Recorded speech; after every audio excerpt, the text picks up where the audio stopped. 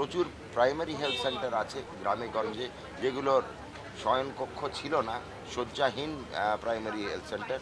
এর মধ্যে আমরা কিছু প্রাইমারি হেলথ সেন্টারকে শয্যাহীন সংখ্যা দেব 10টি করে।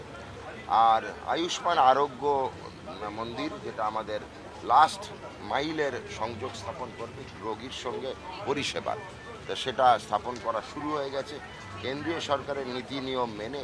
আয়ুষ্মান আরোগ্য মন্দির, যেটা মাননীয় প্রাক্তন মুখ্যমন্ত্রী শ্রী মমতা বন্দ্যোপাধ্যায় শ্রীমতী, উনি এটা বন্ধ করে রেখেছিলেন নিজের অহংবোধের জন্য, সেটি আবার আমরা চালু করেছি এবং একের পর এক আয়ুষ্মান আরোগ্য মন্দির আমরা স্থাপনা করতে শুরু করেছি।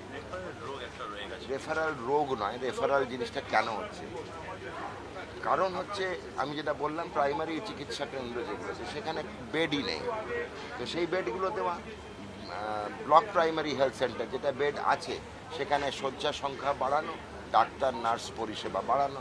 তার উপরে স্তরে রয়েছে রুরাল হসপিটাল, তো গ্রামীণ হাসপাতাল, সেই হাসপাতালগুলোর শয্যা সংখ্যা পর্যাপ্ত থাকলেও আমরা সেখানে পরিকাঠামো অপর্যাপ্ত ছিল বলে পরিকাঠামো পর্যাপ্ত তৈরি করছি। প্রত্যেকটা রুরাল হসপিটাল লেভেল, মহকুমা হাসপাতাল লেভেলে সিটি স্ক্যান আনা হচ্ছে, রক্ত পরীক্ষার জন্য অটো অ্যানালাইজার আনা হচ্ছে, প্রত্যেকটা ডিস্ট্রিক্ট হাসপাতাল তথা মেডিকেল কলেজগুলোতে এমআরআই স্ক্যান আনা হচ্ছে। তো এই পরিষেবা পরিকাঠামোর তফাৎ ঘটলেই রেফারাল জিনিসটা উঠবে।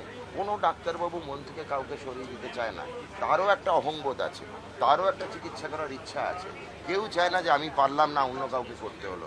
ফুটবলারও চায় না অন্য কেউ গোলটা দিয়ে দিক, বিশ্বকাপ চলছে, সবাই চায় নিজে গোলটা গোল, যদি না পারে তখন লাস্ট মোমেন্টে বলটা পাস দেয়। মেসিও চায়নি আগের দিন গিলে গোলটা ছাড়তে, তো মেসির রেফারাল পাসটা কেন হলো? কেন সেই সময় আর কোনো উপায় ছিল না, গোলটা করতে হবে। সব ডাক্তার ভাবে রোগী যেন বাঁচে, আমি বাঁচাতে না পারলেও অন্য কারুর হাতে পাঠিয়ে দিই যেন সে রোগী বাঁচে। সুতরাং এটা রেফারাল রোগ না, চিকিৎসকদের ধর্ম মাত্র।